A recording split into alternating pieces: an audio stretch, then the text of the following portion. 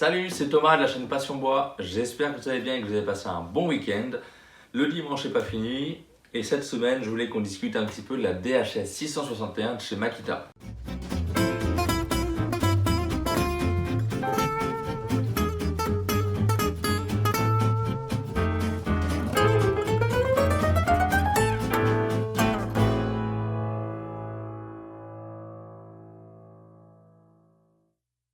Donc, je vous cache pas, c'est une vidéo qui est sponsorisée par Makita puisque j'ai eu la machine gratuitement et en échange, je vous la présente après l'avoir essayée. Ça fait, je l'ai depuis un peu plus de 8 mois et c'est un régal.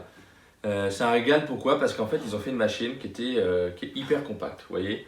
Enfin, on va la mesurer, hein, mais en longueur, on est à 28 cm de l'avant jusqu'au bloc d'aspiration ici.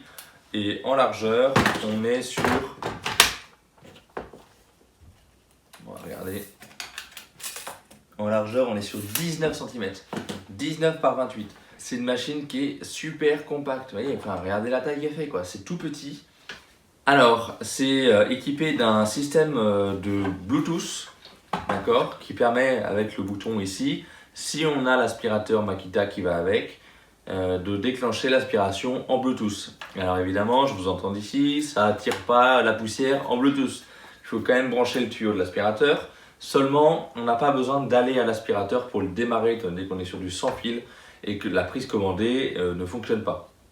Donc, on fait comme si on avait une prise commandée sur un aspirateur filaire. Il faut quand même brancher, mais c'est top. Je m'en suis servi pour l'aménagement du camion. Je vous mets le lien ici. Je m'en suis servi chez le fournisseur pour découper les trucs, les panneaux en deux et les mettre dans le camion parce que j'ai pas un gros camion et les panneaux de 2,50 m ça passe pas. Hop, on découpe chez le fournisseur. Enfin, ça va super, c'est super pratique.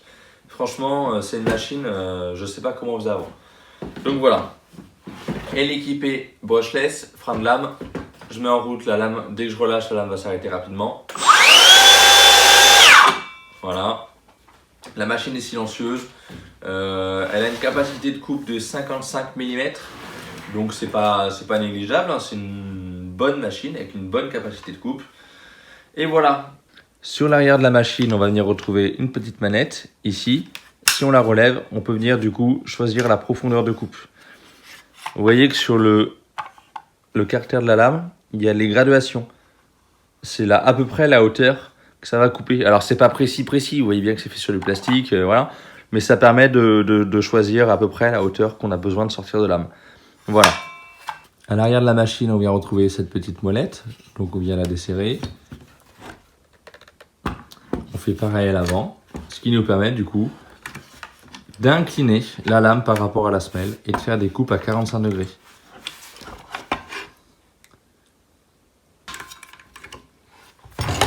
On pense bien évidemment à resserrer à l'avant et à l'arrière avant de faire les coupes. On retrouve ici un indicateur de batterie. Comme je vous disais tout à l'heure, le bouton pour appairer le Bluetooth avec l'aspirateur. Une petite clé Allen pour le changement de lame. Le logement de la batterie. La batterie est dans le sens opposé de la plupart des machines, c'est-à-dire que on n'est pas dans le sens longitudinal de la machine, mais pour gagner de la profondeur, ils l'ont mis sur le côté. Voilà. Vous voyez, on a un tout petit bloc moteur. Le moteur, c'est un brushless, il est tout petit, ça fonctionne top, c'est une merveille. Allez, on a fini de parler des caractéristiques entre guillemets. On va maintenant passer à ce qui nous intéresse tous, des tests de coupe. Savoir ce qu'elle est capable de faire et comment elle est capable de le faire. C'est-à-dire qu'effectivement, elle est peut-être capable de couper 5 cm 5, mais est-ce qu'elle est capable de le couper confortablement? On va essayer. Allez, c'est parti. Pour la vidéo, je n'ai pas l'aspirateur qui va avec, qui démarre le Bluetooth. Donc moi, ça va être branché à mon aspirateur filaire et j'irai déclencher l'aspiration au fur et à mesure. Allez, go, c'est parti. Alors, ce qu'il faut savoir, c'est qu'en accessorisation, il y a possibilité d'avoir avec le rail Makita, le rail de la scie plongeante Makita, une compatibilité avec un petit guide pour ce rail-là, pour cette machine-là. Donc voilà. Donc moi, je ne l'ai pas. Je vais faire à l'ancienne, comme je faisais avant. Un rail à l'huile maçon, 2 serre-joints et on glisse le long. Alors, imaginons que je vais couper le long de ce trait. Moi je sais que entre ce trait et le bord de mon guide, donc entre le passage de la lame et le bord de mon guide, c'est une petite astuce que je vous donne là. J'ai 4 cm, d'accord? Donc je vais venir ajouter 4 cm.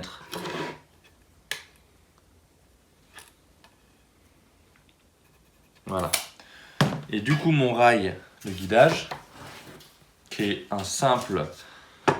une simple règle en alu de maçon, je le décale et je le mets sur mon trait à 4 cm. Je brise mon rail, pareil, de la même manière. Donc je vais peut-être en mettre un deuxième. C'est même pas peut-être, c'est que je vais en mettre un deuxième.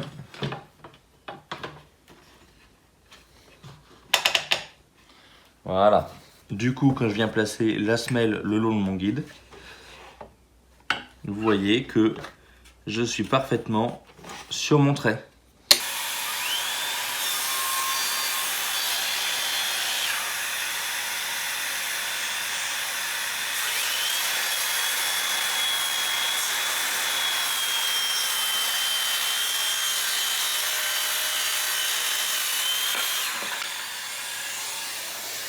Donc là, on était sur quelque chose de relativement simple, puisque c'était du contreplaqué en 18 mm d'épaisseur. J'ai envie d'essayer sur autre chose, par exemple couper un bout de chaîne. Celui-là, il fait... Donc il fait un petit 55 mm, 53-54. Allez, on va essayer quand même. Pareil, on bride la pièce.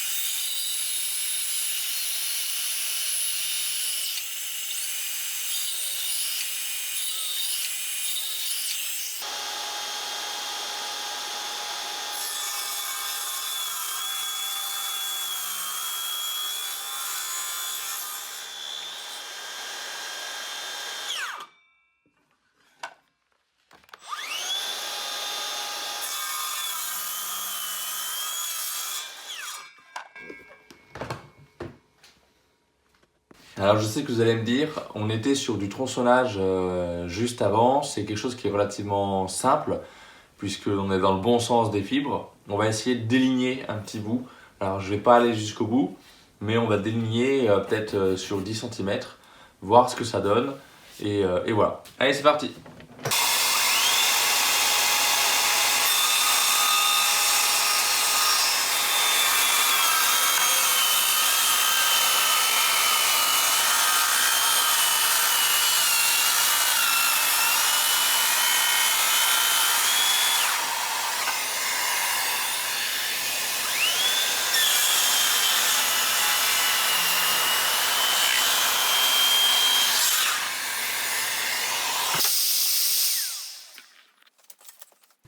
Alors, j'ai pas pu atteindre toute la hauteur puisque j'avais quasiment 6 cm, mais on n'y était pas loin. Donc ça, c'est pour la partie tronçonnage. Et maintenant, on va regarder. Vous voyez? Bon, j'ai pas pu aller jusqu'au bout en raison de l'épaisseur de coupe qui était trop élevée par rapport à la machine. Mais on a quand même une coupe qui est vraiment super propre. Voilà, elle le fait sans souci. Je vous ai mis la vidéo en vitesse réelle, c'est pas accéléré. La machine, elle le fait, elle bosse bien, c'est une excellente machine. Voilà pour la vidéo de la DHS 661. Pour mon avis général, c'est une machine qui est super bien conçue.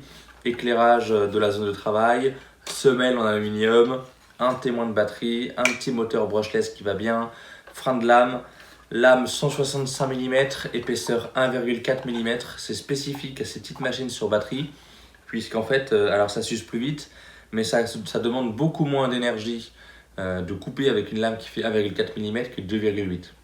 C'est une question de frottement. Quand là-dedans enlève 1,4 mm de bois, c'est plus facile pour elle que 2,8 en épaisseur. Donc utilisation générale, ça va être quelqu'un qui bosse sur un toit, quelqu'un qui fait un petit peu de bardage, quelqu'un qui je sais pas, qui a besoin de recouper régulièrement une planche au cul du camion pour la charger, soit parce que son camion est trop petit, soit parce que son camion est grand, mais il utilise des planches, enfin, on peut avoir des panneaux de 5 mètres de long, donc des fois il faut les recouper. Enfin voilà, il y a plein d'usages possibles, c'est une machine, enfin voilà, vous y mettez une deuxième batterie dans la caisse et puis vous coupez quand même pas mal de mètres avec. Et c'est une machine vraiment super compacte, bien finie, je vous le redis. Et voilà. On se retrouve très vite pour une prochaine vidéo. Je vous souhaite un bon dimanche, une bonne fin de week-end et à bientôt. Allez, ciao! Comme vous pouvez voir, la batterie est dans le sens inverse de la plupart des machines, puisque au lieu de rentrer par l'arrière, on vient rentrer par le côté. C'est bizarre comme phrase.